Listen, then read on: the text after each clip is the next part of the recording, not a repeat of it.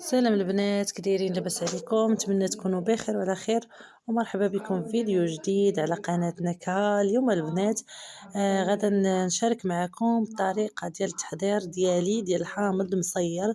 الطريقه البنات اللي ساهله ماهله ما فيها حتى شي تعقيدات، وكيطيب فيها الحامض بالزربه تقريبا البنات سيمانه كيطيب فيها الحامض وتقدروا تخدموا به.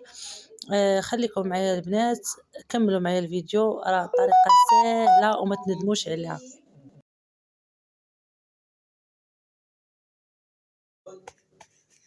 هنا البنات غادا نحط الكميله تسخن ليا فيها الماء، تسخن مزيان داك الماء حتى يغلي.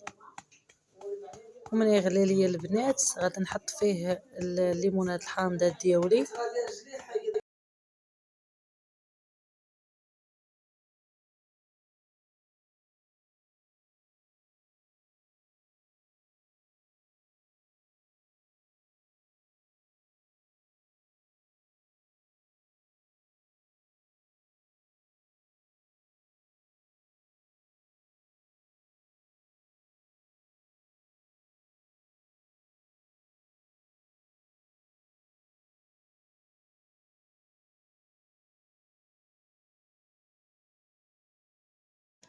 هنا البنات من بعد ما غلى ليا الحامض ديالي مزيان، ماشي طيب البنات، غير يغلي، غير نحطوه في الماء طايب ونحسب بحال الا سخن مزيان، ما يطيبش. نخليو 5 دقائق ونطفيو عليه.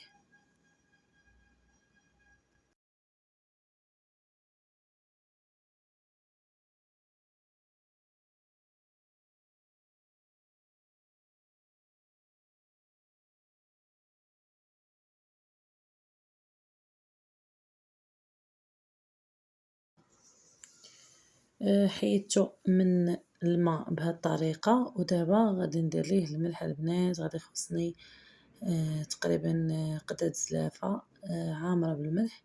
انا خديت هاد القرعه هي اللي متوفره عندي. تقدروا نتوما تاخذوا وحده ديال الزاج، احسن حاجه ترقدوا في الماء ديال الزاج، انا متوفرش عندي دابا. وغادي نقطع بحال هكا، نحاول نحل هاد الحامضه على 4 ونعمرها مزيان بالملح البنات، ونضغطها على بعضياتها. ملي نحطها نحاول نحط فوق منها الاخرى ونبرك عليها مزيان باش هكا وحده تضغط على الاخرى ويطيب ليا الليمون ديالي في سيمانه.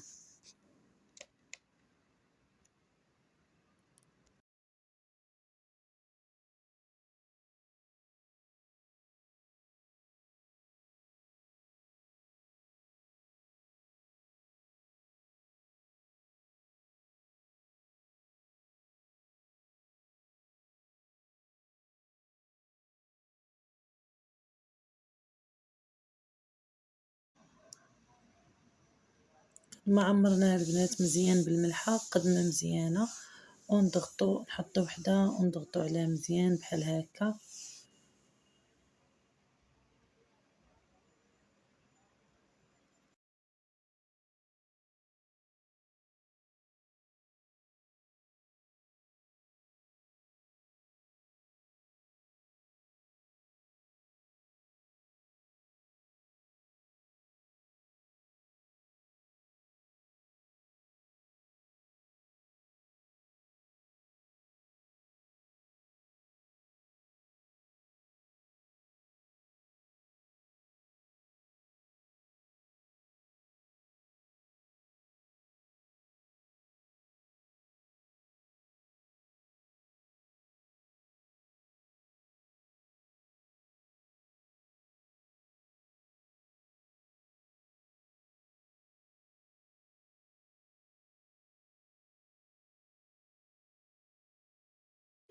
هذه البنات كانت الطريقه ديالي ديال تحضير الحامض مصير، اللي صراحه كيطيب في سيمانه وكيجي رائع لذيذ بزاف، ما تقنعوش منه.